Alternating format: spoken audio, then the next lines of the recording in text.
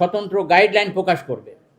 নির্বাচন সংশ্লিষ্ট যে কারো বিরুদ্ধে কোনো ধরনের অভিযোগ উত্থাপন হলে তদন্ত সাপেক্ষে সাথে সাথে তাকে তার কর্মস্থল থেকে প্রত্যাহার করতে হবে এবং নির্বাচন সংশ্লিষ্ট সকল ধরনের কাজ থেকে তাদেরকে বা তাকে বারিত করতে হবে। পরবর্তীতে যেসব কর্মকর্তা কর্মচারীর প্রশাসনের ক্ষেত্রে এ বিষয়টি বিবেচনায় প্রমোশনের ক্ষেত্রে এ বিষয়টি বিবেচনায় নিতে হবে। অভিযুক্তদের অভিযোগ প্রমাণিত হলে প্রয়োজনে চাকরিচ্যুতি করতে হবে। 6 নাম্বার, নির্বাচন কমিশন কেন্দ্রীয়ভাবে নির্বাচন কমিশন অফিস, বিভাগীয় কমিশনার অফিস, জেলা প্রশাসকের কার্যালয়ে অভিযোগ বক্স রাখার ব্যবস্থা করতে হবে। এ বিষয়ে নির্বাচন কমিশনের পক্ষে মন্ত্রিপরিষদ বিভাগ জনসাধারণ সহ সংশ্লিষ্ট সবাইকে 2-3 দিন পর পর ব্রিফিং করবে।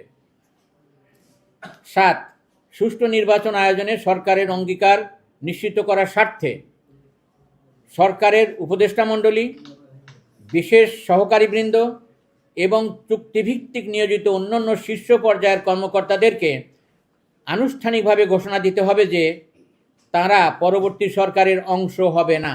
সে সরকারের রূপ রং যাই হোক, যে দলেরই হোক বা যে আকৃতিরই হোক, এজন্য সরকারকে এখনই প্রজ্ঞাপন জারি করতে হবে।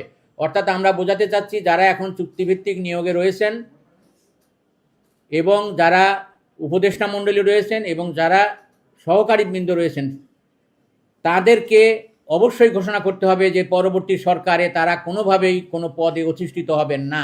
এটা যদি সরকার প্রজ্ঞাপন দিয়ে এবং তাদেরকে এই হলফনামায় না আনতে পারে, তাহলে আমরা বুঝবো ডাল মে কুছ কালা হয়। তারা নিঃসন্দেহে কারুর কাছ থেকে আশাবাদ পেতে পারে, প্রতিশ্রুতি পেতে পারে যে হয়তো পরবর্তী সরকারে তারা নিয়োগপ্রাপ্ত হবেন।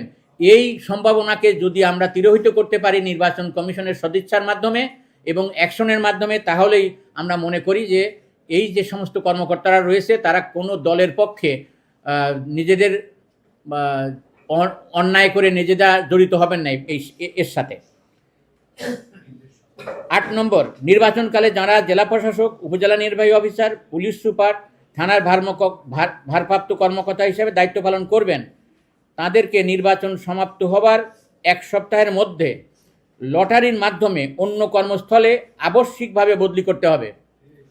এজন্য এখনই মন্ত্রিপরিষদ বিভাগকে প্রজ্ঞাপন জারি করতে হবে। অর্থাৎ আমরা বোঝাতে চাচ্ছি এর দ্বারা যে যারা নির্বাচন কর্মকর্তা আছেন তারা যেন নির্বাচনের পরে ওই স্টেশনে আর থাকতে না পারেন। কারণ ওই স্টেশনে যারা আছেন, যে কোনো হয়তো প্রার্থীর সাথে তাদের কোনো কনাইভেন্স হতে পারে, এই কনাইভেন্সের মাধ্যমে যেন তারা কোনো পরবর্তীতে সুযোগ সুবিধা না পান।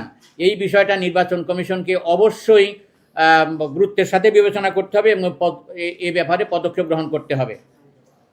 পরিশেষে আমি আপনাদেরকে ধন্যবাদ জানাই এবং কৃতজ্ঞতা জানাই ধৈর্য ধরে আমাদের বক্তব্য শোনার জন্য, এবং আপনাদেরকে আবারও ধন্যবাদ ও কৃতজ্ঞতা জানাচ্ছি। আপনারা নিঃসন্দেহে আমাদের সাথে সমবেথী এবং সুষ্ঠু নির্বাচনের পক্ষের একটা অন্যতম শক্তি। আমি এই বলে আমার আনুষ্ঠানিক বক্তব্য শেষ করছি। আসসালামু আলাইকুম ওয়া রাহমাতুল্লাহ। এখন আমাদের এখন যদি আপনাদের কোনো প্রশ্ন থাকে তাহলে প্রশ্ন করতে পারেন।